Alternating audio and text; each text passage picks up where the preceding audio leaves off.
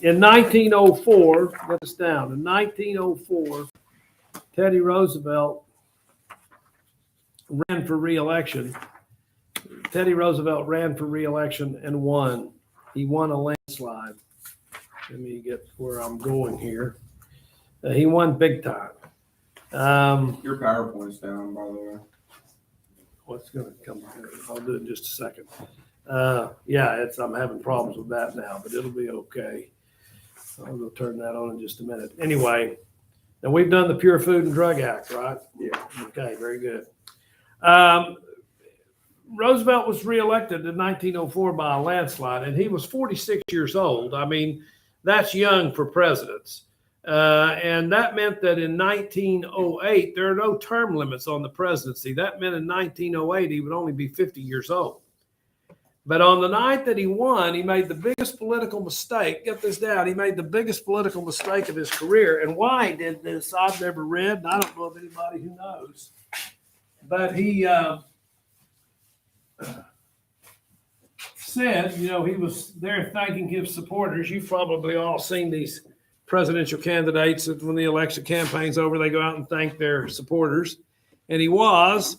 And for some inexplicable reason, Roosevelt said, I will not, get this down, I will not be a candidate in 1908. Now, in 1908, he would only be 50. There were no term limits. Listen, there are no terms. Today, there are term limits. You serve 2 terms and that's it. Still, if there had been, think about this, if there had been term limits, could Roosevelt have run? Yeah. Why? What? Because he was only 50 years old. Well, yeah, but term limits means that a president can only serve 2 terms. And so had Roosevelt served 2 terms? No. By 1908. By 1908? Yeah, that's what I'm talking about. Did he serve 2 terms? No, he was serving McKinley's term. That's exactly true. Excellent. Hear what he said? He served McKinley's term. His first 3.5 years, those were McKinley's. And then he gets reelected. We're just talking about this. He gets reelected in 1904. So even if there had been term limits, which there were not, he could have run for another term. But he said on election night in 1904, I won't be a candidate again. I'm not going to run again. Have you ever say something? Have you ever said something that before the words are even out of your mouth, you're thinking, I shouldn't say this.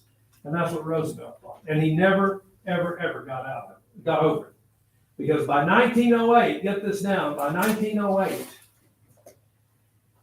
he was more popular than ever. And he wanted the presidency so bad by 1908, he could taste it. He literally could taste the presidency. But in and people want him to run. But in 1908, Roosevelt said, I said in 1904, I mean, he must have been chewing on the side of his tongue. I said in 1904 I would not run in 1908, and I'm not going to run. And so he got his best friend to run instead. He's going to make his best friend president. Let me see if I can get this working now. See if this is all sorted out. How old was McKinley when he died? Or not McKinley, but Roosevelt? Yeah. I think he was 59. How he died. So I'm going to tell you all about that later. Not long from now, not much later, but I'm going to tell you just in a little while. I'll talk about the death of Roosevelt. Pretty peaceful. He died in his sleep. From the high hill of my old age, I think that's the best way to go. So Roosevelt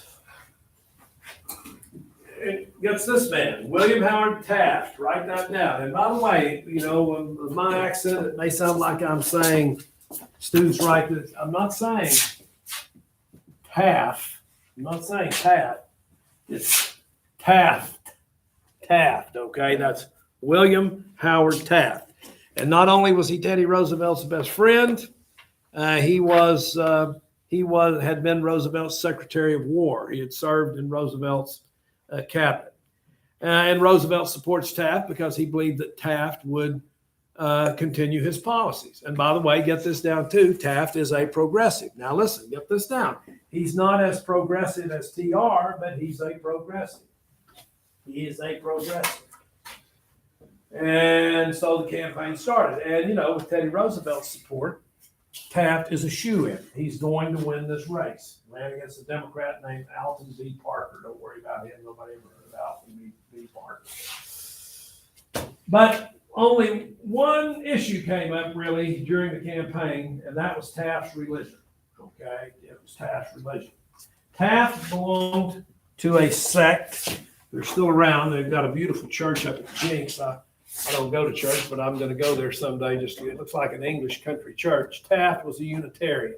Okay, he was a Unitarian. What does the word unit mean? One. Okay, get this down.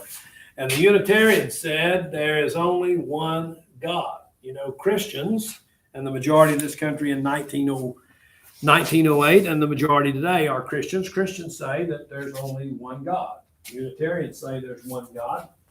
Unitarians, you know, which they are loosely Christian, I guess. The Unitarians say, yeah, these other groups of Christians say there's one God, but they say there's one God, but there's a Holy Trinity. There are really three. There's the Father, Son, and the Holy Ghost. Three is one, one is three.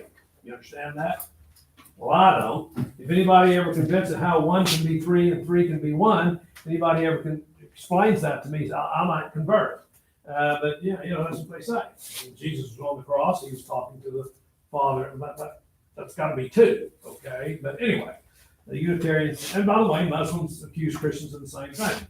Muslims say there is one God, and the Christians say, sure, we agree. And I say, well, what's that Holy Trinity stuff you've got if there's just one God? Muslims criticize Christians for that too. But yeah, that's just 3, 1, 1, 3. Okay.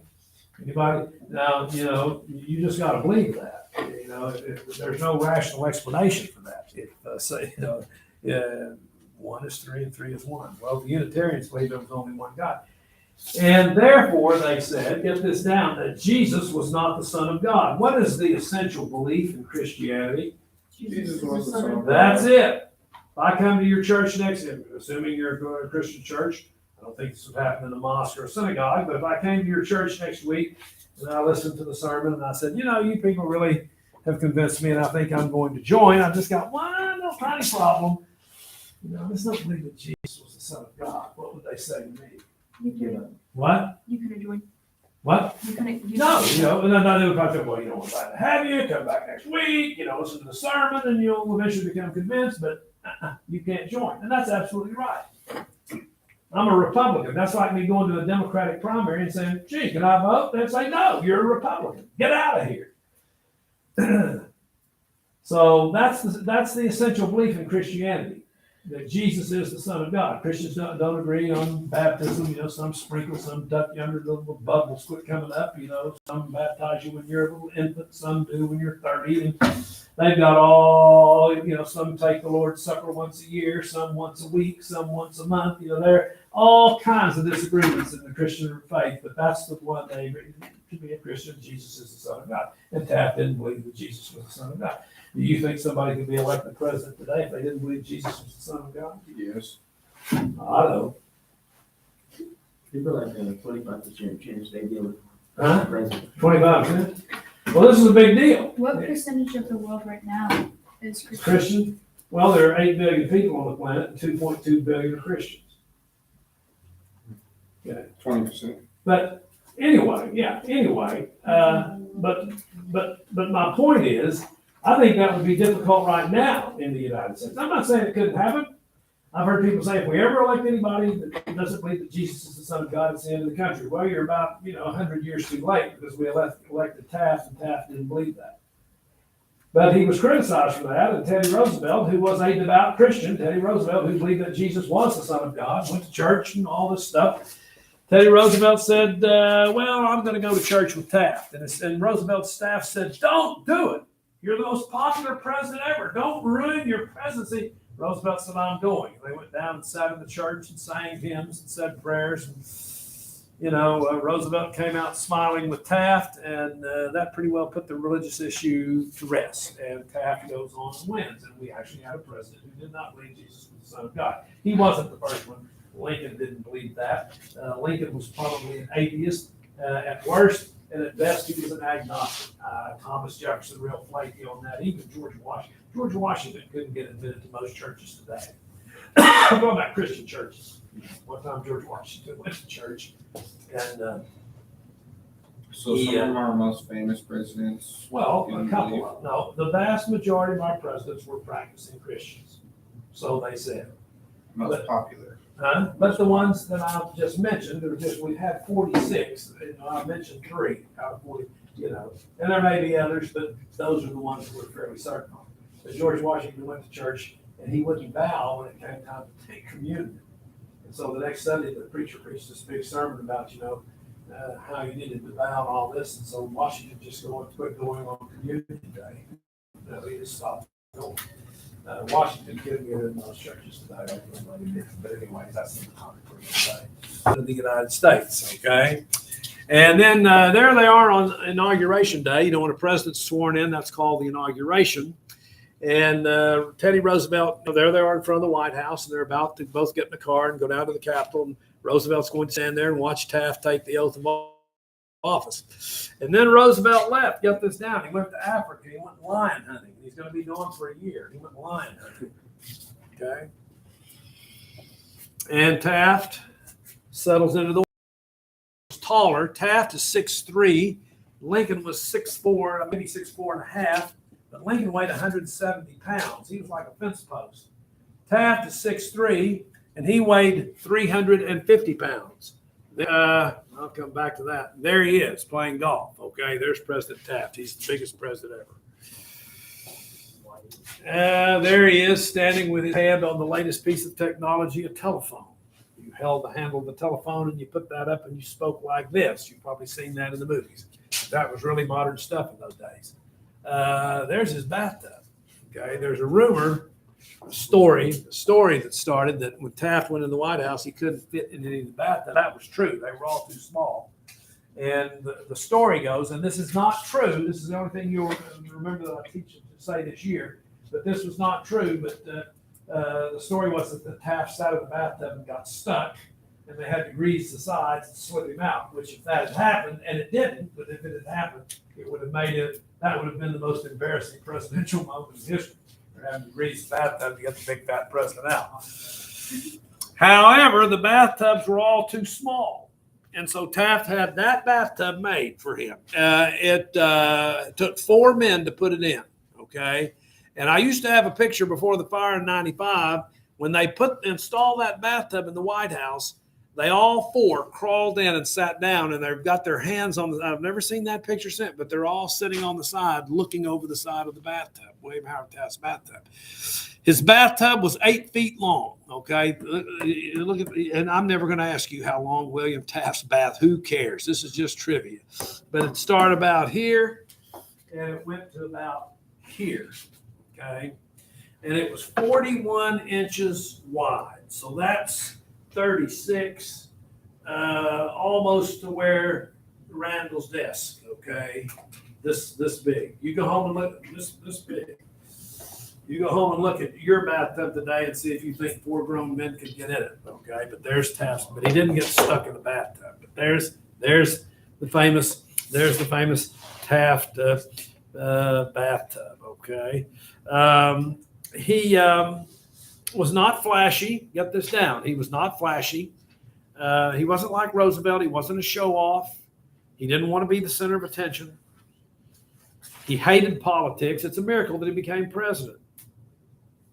Roosevelt, there was nothing Roosevelt liked better than a good fight. Taft hated fighting. Look, get this down. Roosevelt is, he's a moderate, leaning liberal. He leans toward the liberal side. Taft was a moderate, and he leaned to the conservative side, okay? He leaned to the conservative side. So, they're different politically. Roosevelt liked nothing better than having a fight, a political brawl. Roosevelt fought the conservatives the whole time. 7.5 years, Roosevelt fought the conservatives and beat them and enjoyed every minute of it. Taft's attitude is, let's sit down and talk. Can't we just get along? Can't we just compromise on this? And guess what? When Taft moves in the White House, Roosevelt had given those conservatives a real shellacking for 7.5 years. And now Taft's in there saying, well, let's just sit down and talk about it. And you know what the conservatives said to themselves? They said, you know what? We can get around Taft. We can get around Taft, and we can overturn some of these laws that Roosevelt passed. I mean, really, it's none of the government's business whether or not I label the meat that I'm producing in my slaughterhouse. Really, we ought to cut down those forests and use that lumber to build houses. Roosevelt's no longer there to stop us.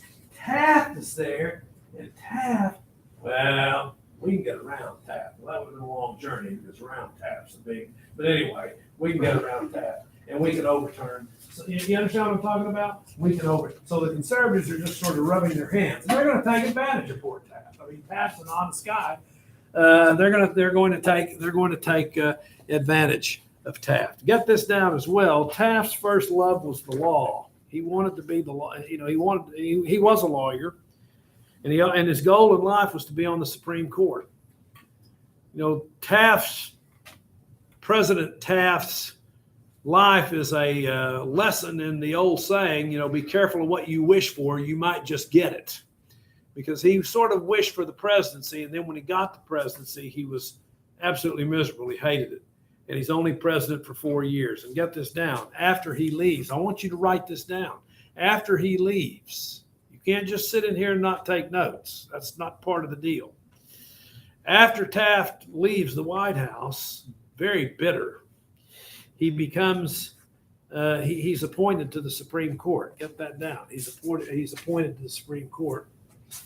And here's, when you go to the Supreme Court, I'm going to take, if you're interested in the Washington, D.C. tour, be here Tuesday night at 6 o'clock after the spring break, the first Tuesday. That's the best tour I do. That is really a great tour. And we go right into the Supreme Court. And I take you right up there to that bust of former president. They have all the famous chief justices there. And I take you right up to President Taft there. We get to see all that stuff. But Taft, you can see there, if your eyes are good enough, he served as Chief Justice from 9 years, 1921 to 1930. And that was his happiest, those were his happiest years. The guy dies happy. I mean, you can't ask. When are you taking the trip? I'm sorry? When are you taking the trip? May of 23, a year from now, over a year from now. Anyway, Taft ends up on the court. But before that, he was president. He had to give up trail riding, okay? By the way, his bathtub weighed 2,000 pounds. One time?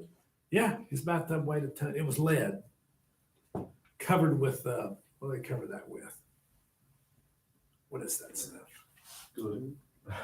No. No. Marble. No. Porcelain. Wow. That's a goat. Isn't that sad? Isn't that sad? He had to give up horseback riding because they couldn't find a horse that could hold him up. Now, that's a wildebeest. He was the governor of the Philippines, and there he is in the Philippines. And I don't know if you can see this poor animal's face. I hate to show that picture, but that poor wildebeest has a look on his face like, please, God, somebody help me.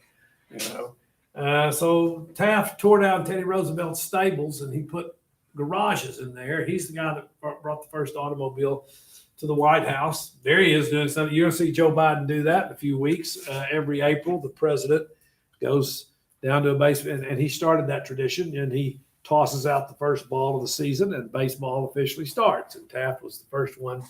William Howard Taft was the first one to do that. He also built the Oval Office, okay? Here's the White House. That's called the residence. President Biden and Trump, and they live there. But every morning they get up, President Biden gets up, and he walks over here to this office. And there, you've heard of the Oval Office? You've heard of the Oval? Well, there it is. And William Howard Taft built that. He built all this. This is called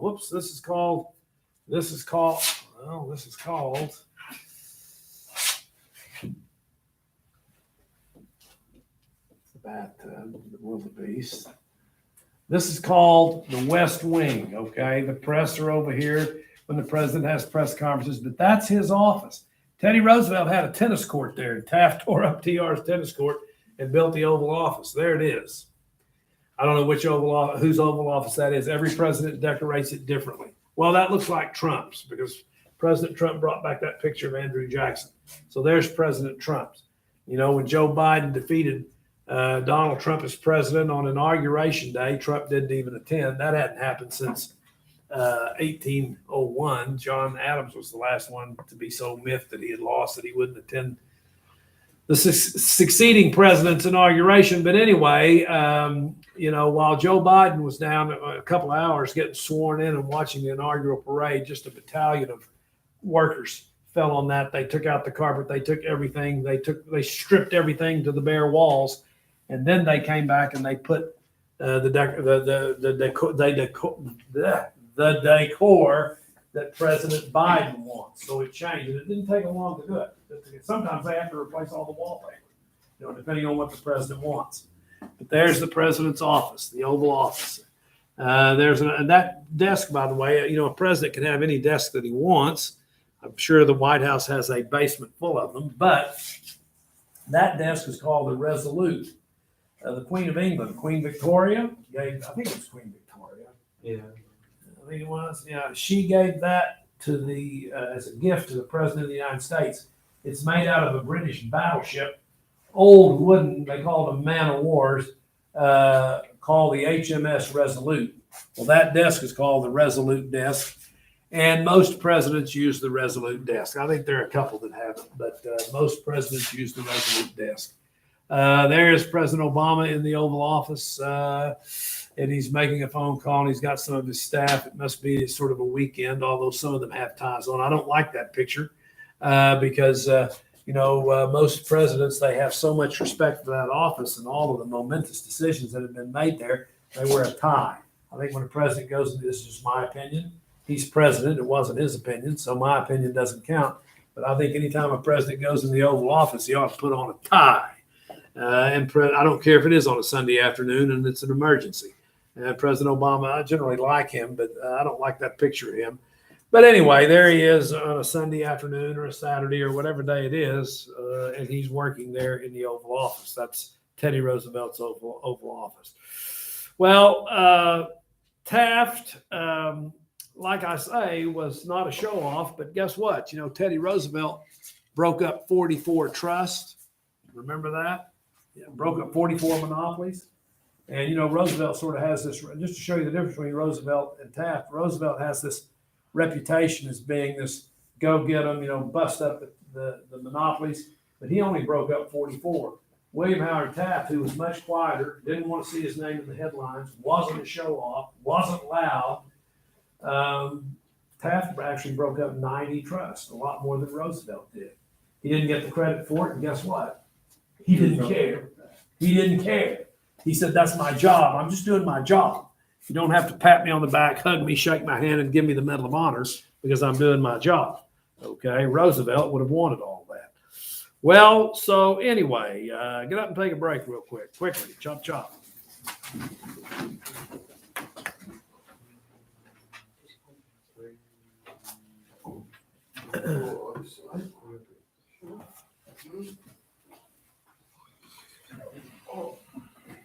Okay, have a seat. So as Taft, get this down, began to compromise more and more with these conservatives, a lot of Roosevelt Republicans, and they're the liberal Republicans, began to view Taft as a traitor. They said, you with me? He's doing away with everything that our great president, Theodore Roosevelt, accomplished. And of course, they certainly didn't like it. Well, of course, Taft appointed his own cabinet. Let's see if I've got a picture of a cabinet. There's a cabinet meeting when President Trump's cabinet. There they are. All those people sitting around. There's the vice president, all those people sitting around. Where's the Secretary of State? I don't see him there. Anyway, all the Secretary of Education, Secretary of Treasury, Secretary of Defense, Secretary of Homeland Security, All those people have a job. There's the Secretary of the Treasury, or he was, to advise the president. If an economic issue comes up, the president will turn to the Secretary of the Treasury. Today, Joe Biden's there, and I assure you, his secretary, well, this is Rex Tillerson. His name, he was the first Secretary of State, and then he later resigned. But I guarantee you, the Secretary of State, he's the senior member of the cabinet. He deals in foreign affairs. And today, the Secretary of State, I cannot think of his name, but anyway, I assure you, he at cabinet meetings, well, the cabinet meetings are all about foreign affairs. The Secretary of State is earning his, you don't worry about your tax money. He's earning his money right now. It has been I'm sure he hasn't had many complete nights of sleep. Okay. So anyway, I almost said his name. Anyway, Taft appointed his own cabinet, but get this down. He decided to keep one Roosevelt, get this, he decided to keep one Roosevelt cabinet member in the cabinet because, again, Roosevelt was his best friend. Roosevelt was his mentor. Taft says, I wouldn't be where I am without Teddy Roosevelt. So out of respect for all the things that Teddy Roosevelt has done for me, I'm going to keep one member of his cabinet. His cabinet's gone. I've got a new cabinet, but I'm going to keep one member of TR's cabinet in my cabinet. And the man he chose, get this down, was Gifford Pinchot. Write that down. Gifford Pinchot. And who was Gifford Pinchot? What was his job? Agriculture? Well, you're in the ballpark.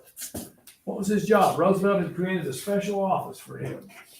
The wildlife interior, What? like the forest. Yeah, he's the chief forester, and later on that'll morph into the interior. Okay, right. You with me? So this is the guy that helped Teddy Roosevelt stop the big lumber company, set aside 300 million acres of forest land, and that was just a start.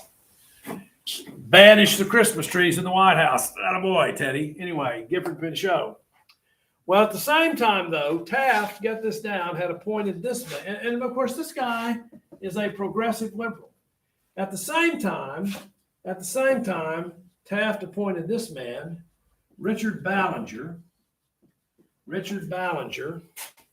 as the Secretary of the Interior. So, did those two men have similar responsibilities? Yes, they do. I don't know how much you know about the Secretary of the Interior, but the Secretary of all our national parks. You go to Yellowstone National Park, Yosemite National Park, all of our historic places. The White House is a historic place. The Grand Canyon is a national monument. The White House is a national monument. The Washington Monument, and on and on and on. And the Secretary of the Interior is in charge of running all those. In addition to that, the United States government owns millions of acres of land, coal mines, oil, and the Secretary of the Interior is in charge of those, okay? And at the same time, Ballinger is serving, Pinchot is serving, and his chief obligation is to preserve forests. So they're kind of at, similar jobs, okay? But anyway, there was growing discontent in the Republican Party because, again, like I say, a lot of Republicans said Taft is letting these conservatives overturn too many of the things that Roosevelt got accomplished. And all this, and here's Pinchot sitting in this cabinet, Taft's cabinet, and really the only progressive liberal voice there is his. He's pretty well outnumbered. So get this down: the big oil companies, well, not the oil, excuse me, I'm ahead of myself. The big coal companies approached Ballinger. Ballinger is the Secretary of the Interior. Get this down: the big coal companies approached Ballinger, and they said we'd like to mine coal where? Alaska. Well, in the Alaska, that's right, the Alaskan wilderness. Right, get this down. Start writing. You wouldn't be as bored out of your skull if you would do that, maybe. The big coal company said we want to mine coal, and then they said we'll sink a big shaft and we'll take the coal out and load it out on trains, and then we'll put it back just like it was. You won't even be able to tell that we're there. And Ballinger proposed that at the cabinet meeting. And what did Pinchot do? No. Well, yeah, and, yeah, well, I wish he'd been that calm. I mean, he almost leaped across the table. Are you crazy? Are you insane? You can't do that. And Taft's sitting there like he's watching a tennis match. These two just going at each other. But in the end, the president of the United States had to make the decision. And who did Taft side with? Ballinger. Why? And that's, write this down. Get all this down. He sided with Ballinger. Why did he side with Ballinger? Because Ballinger was his man. He had appointed Ballinger. He said, I put him in that office to do the job. He's doing the job, and I'm going to back him. And at that moment, get this down, at that moment, Pinchot, this Roosevelt man, resigned from the cabinet. He walked out. Get this down. And when that happened, it split the Republican Party in two. The followers of Taft, the more conservative Republicans, and the followers of Roosevelt, personified in Pinchot, the more liberal. Everybody with me on that? So there's a split in the Republican, and this is 1910. And Roosevelt was in Africa hunting lions. And the next election is coming up in 1912. We're going into an election year. Okay? An election year. And the last thing that a political party wants in an election year is to have their party split. You want your party to be unified, but the Republican Party is dividing. And guess what? All these progressives, get this down, all these progressives in the United States, they're writing letters to who? Teddy Roosevelt in Africa. And what are they saying in those letters? Come back. Come home. Taft is destroying everything you managed to accomplish.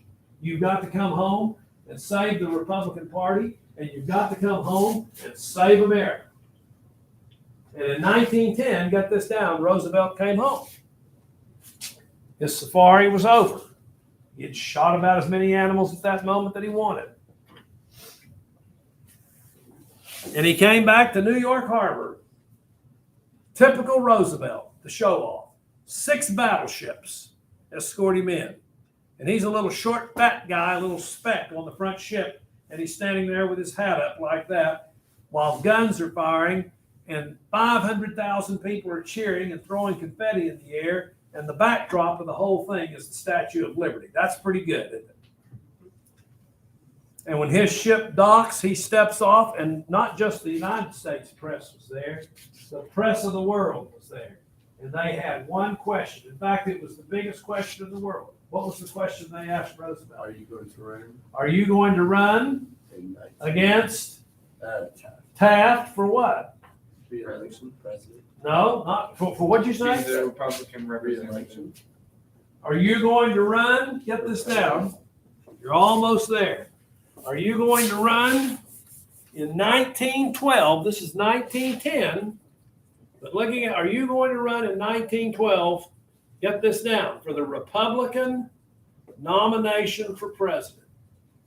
Before you can be elected president, you've got to be the nominee of a party. The Republican nomination for president. That's the year my house was built. Huh? My house was built in 1910.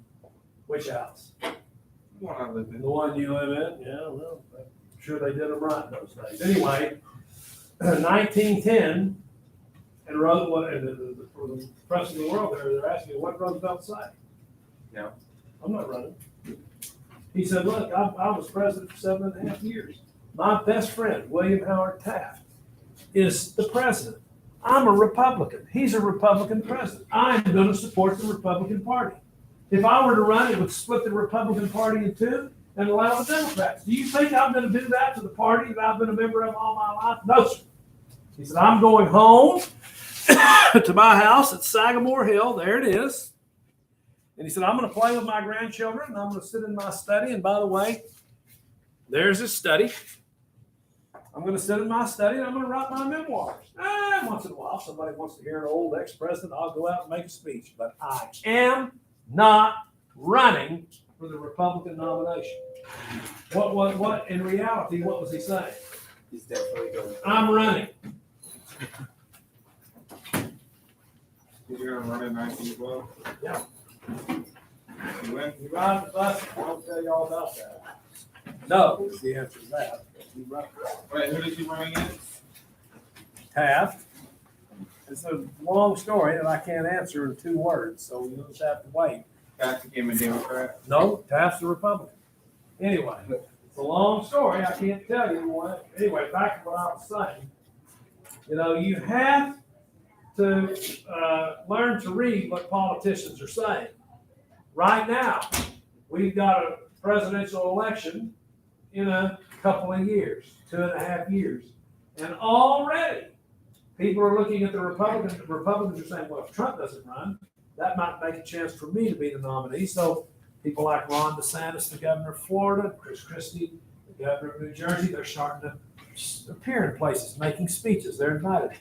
And if you say, are you running? No, I'm not running for president. They just invited me to speak. And at the same time, Democrats are looking at Joe Biden. He's 80 years old.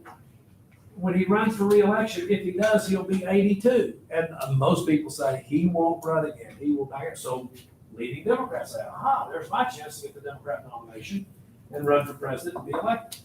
Run for president and be elected. Do you think his VP's gonna Huh? run? I forgot one. Oh, okay. Anyway, and these Democrats, governors, senators, congressmen, they're around the country making speeches, talking about what America needs. But if you ask them at the end of the speech, are you running? Heavens, no, I'm not running. I'm just down here making it. They're all running. They're all running. When they ask a politician, here's a good rule of thumb. When they ask a politician, are you running for president, senator? And he goes, no. He's saying, yes, I'm running. You bet I'm running 100%. And that's what Roosevelt was doing too when he stepped off that ship. But why would they say no? Huh? But why would they say no? Well, because they don't want to appear too eager to be president sometimes. They're not quite sure if they're going to run yet. They've got to check the situation out anymore. But they're just going around testing the water, seeing how much support they have. And they don't want to say, well, I'm running and then drop out before the, So, yeah, to cover their own tracks. How old What was about the VP? Do you think she's gonna run for? Don't think so. She ran for president, presidential Democrat. She could, Is there an age limit? she's got to be 35, 60. No, I mean, like, I feel like No, there's, presidents shouldn't be like over 8. well, if you're 112 and the American people will elect you, you can run and be elected. How old was Taft when he was elected? Taft was in his late 50s. And, most presidents are 40s, mid-40s to mid-50s. We just got on this spate here lately, and they're talking about Hillary Clinton. Hillary Clinton's almost 80 or so. They're talking about, she's one that's going around right now, giving interviews and making speeches. She's gearing up to run in case Joe Biden doesn't. They all want to put themselves in that position. But if you say, Mrs. Clinton, those guys, are you running? Oh, no. I'm very happy. Me and Bill live in Chicago, and it's great. Our grandkids come up and see us, and it's just the best life. I'm just down here to make a speech in Miami. Don't what? She's running. Okay. Think she's gonna win this one? Oh.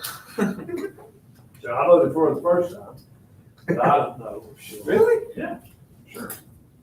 Do you think that there should be an age limit like that? No, You don't think that, like, a 99-year-old person Well- would be a little delusional? Number one, I don't think that's going to happen. It might, but it hasn't happened so far. But we're getting sort of close, I guess. Just give it a few more.